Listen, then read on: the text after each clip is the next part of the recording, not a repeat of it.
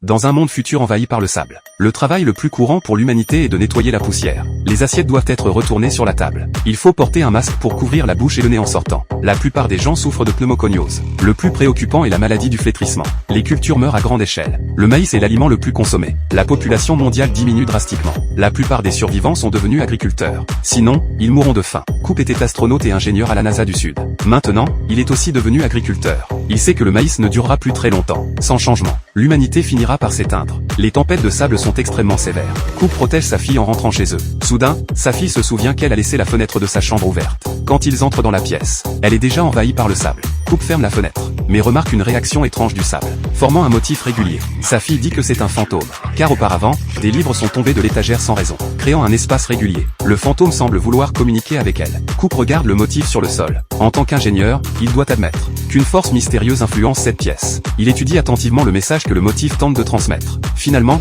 il découvre que ce motif est en binaire. Et après l'avoir déchiffré, il obtient des coordonnées. Où mènent ces coordonnées? Coop décide de résoudre l'énigme. Il conduit jusqu'à l'emplacement indiqué. Du jour à la nuit, ils arrivent à une base, entourée de clôtures. Alors que Coop s'apprête à couper le grillage, un robot apparaît soudainement et l'électrocute. Quand il reprend conscience, une femme qui se présente comme Dr. Brand apparaît devant lui. Elle l'emmène dans une salle de conférence, où il reconnaît un ancien collègue de la NASA. C'est le professeur Brand. Il s'avère que c'est une base secrète de la NASA, à une époque où tout le monde souffre de la faim. Le public ne tolère pas que des ressources soient gaspillées pour l'exploration spatiale. C'est donc l'endroit le plus secret au monde. Les scientifiques sont curieux de savoir comment Coop a trouvé cet endroit. Il explique que des phénomènes surnaturels l'ont guidé ici. Coop pensait que ces scientifiques ne le croiraient pas, mais ils le croient, car ils ont découvert quelque chose d'encore plus étrange.